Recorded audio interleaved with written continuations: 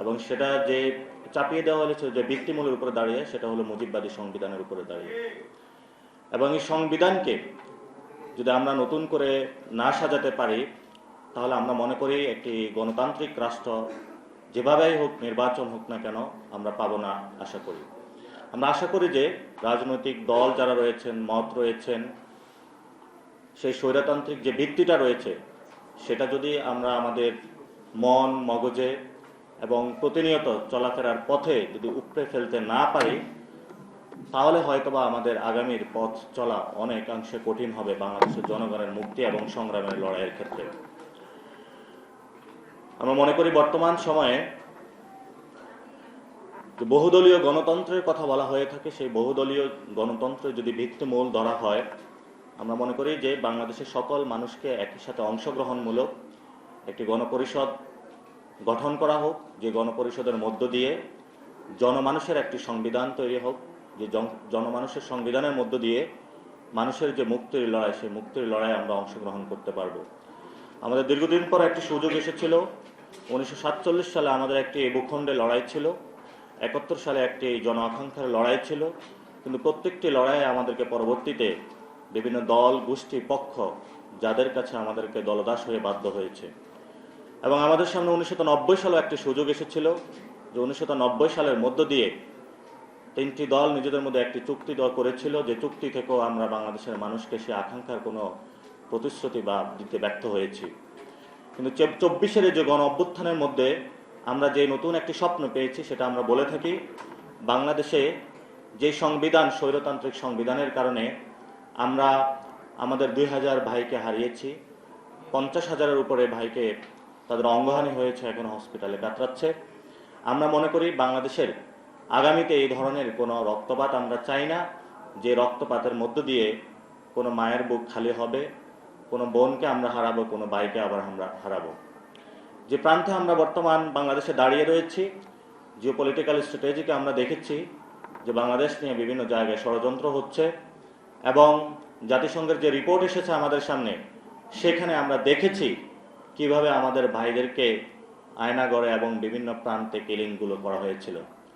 আমাদের সামনে সেই রিপোর্টগুলোতে স্পষ্ট হয়েছে রাজপথে আমাদের ভাই বোনদেরকে কিভাবে প্রতিনিয়ত হত্যা করা হয়েছে গত 15 বছর জুড়ে। আমরা সেই রিপোর্টগুলোতে দেখেছি বিভিন্ন রাজনৈতিক দল, বিভিন্ন পক্ষ গোষ্ঠী যারা বাংলাদেশের জনগণের পক্ষে দাঁড়িয়েছিল, তাদেরকে অগণতান্ত্রিকভাবে নির্বিচারে হলো রাজপথে হত্যা করা হয়েছিল।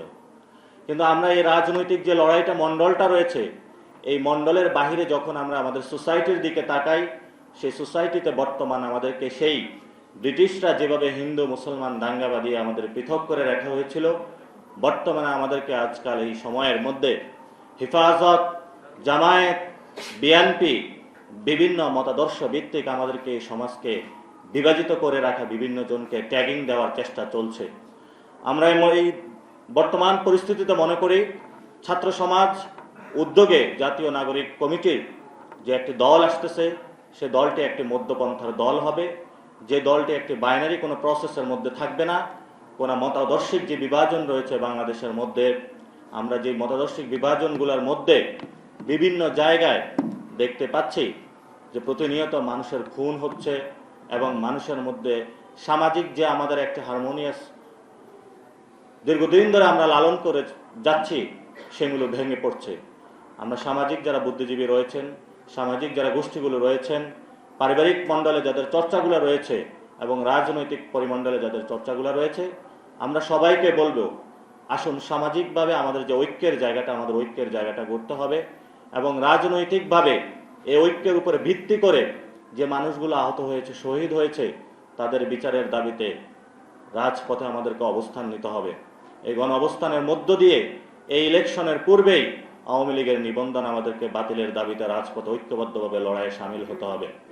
আমরা যদি আওয়ামী লীগকে এই নির্বাচনের আগেই তাদের যদি নিবন্ধন বাতিল করতে বাংলাদেশের মানুষ সচেষ্ট না হয়, তাহলে এই যে আমাদের আপকামিং যে নির্বাচন রয়েছে, জনগণের সামনে গভীর সংকট অপেক্ষা করছে।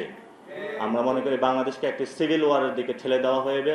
এই জন্য সরকার এবং যারা আমাদের বিশেষত আইন শৃঙ্খলা বাহিনী থেকে শুরু করে যারা আইন মন্ত্রণালয়ে বিশিষ্ট ব্যক্তিবর্গ রয়েছেন, বিভিন্ন রাজনৈতিক দল রয়েছেন, তাদেরকে আমরা বলবো, কোনো দল বা পক্ষ গোষ্ঠী এবং যারা দোষর রয়েছিল, আমাদের উপরে রাজপথে হামলা চালিয়েছিল, আমাদের রক্তগুলো কেড়ে নিয়েছিল, আমাদের ভাইদেরকে শহীদ করেছিল, তাদের প্রতি দয়া দেখাবেন না। তারা সামাজিকভাবে তাদেরকে বয়কট করুন, পারিবারিকভাবে তাদেরকে বয়কট করুন, বিচারের দাবিতে ঐক্যবদ্ধ হন। বাংলাদেশের আওয়ামী লীগের একমাত্র সমাধান হলো তাদের বিচার প্রক্রিয়ার মধ্যে যেতে হবে, এবং বিচার প্রক্রিয়ার মধ্যে দিয়ে গেলে যারা খুনের সাথে সম্পৃক্ত ছিল, ইতিমধ্যে আমাদের সামনে অনেকগুলো ইন্টারন্যাশনাল ফোরামের রিপোর্ট এসেছে, সেই রিপোর্টগুলো অনুযায়ী তাদেরকে দ্রুত বিচারের আওতায় আনতে হবে। এবং আওয়ামী লীগ যে ব্যানারটি রয়েছে, খুনের দায়ে গণতান্ত্রিক প্রক্রিয়ায় তাদেরকে, বাংলাদেশ সরকার যারা রয়েছেন তাদেরকে বলবো দ্রুত গতিতে তাদের নিবন্ধন বাতিল করুন। কারণ গণতান্ত্রিক প্রক্রিয়ার মধ্যে খুনি কোনো ব্যানার যদি থাকে, তাহলে আমরা মনে করি খুনি হাসিনার বিচার এবং আওয়ামী লীগের ব্যানার, এই দুইটি যদি আগামী নির্বাচনে আমরা সুরাহাভাবে সমাধান না করতে পারি, তাহলে আগামীর বাংলাদেশের যে মানুষগুলো শহীদ হয়ে আত্মত্যাগের মধ্য দিয়ে একটি গণতান্ত্রিক বাংলাদেশ চেয়েছিল, সেই গণতান্ত্রিক বাংলাদেশের ফেরার কোনো আমাদের পথ নেই।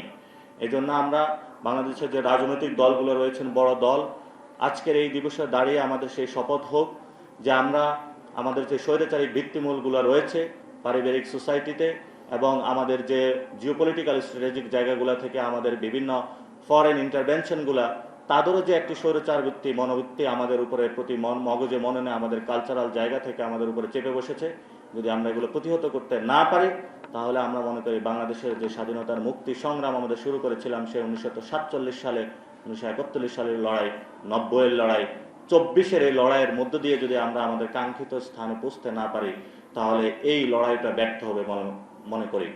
এজন্য আমরা সকল রাজনৈতিক দল, সরকার সবাইকে আহ্বান জানাবো, আগামীকালকে একটি প্রোগ্রাম রয়েছে, যে প্রোগ্রামের মধ্যে একটি ঐক্যমত কমিশন গঠন হয়েছে, যে ঐক্যমত কমিশন গঠনের মধ্য দিয়ে সংস্কারের যে প্রস্তাবনাগুলো আছে, এগুলো নিয়ে বিভিন্ন রাজনৈতিক দলের সাথে সরকার মত বিভিন্ন সভায় করবে। আমরা সেই সভায় সকলকে আহ্বান জানাবো আজকে থেকেই যে আপনারা আমাদের সামনে যে সুযোগ এসেছে বর্তমান সময়ে, সেই সুযোগটা জনগণের সামনে প্রতিশ্রুতিবদ্ধতার জায়গা থেকে কাজে লাগান এবং আওয়ামী লীগকে বিচারিক জায়গায় নিয়ে আসুন, এবং নির্বাচন, পার্লামেন্টারি ইলেকশনে না গিয়ে একটি গণপরিষদ নির্বাচনের দিকে আমরা কিভাবে যেতে পারি, সেই বিষয়ে বাংলাদেশের বিভিন্ন রাজনৈতিক মহলগুলোকে সক্রিয় আহ্বান জানাচ্ছি।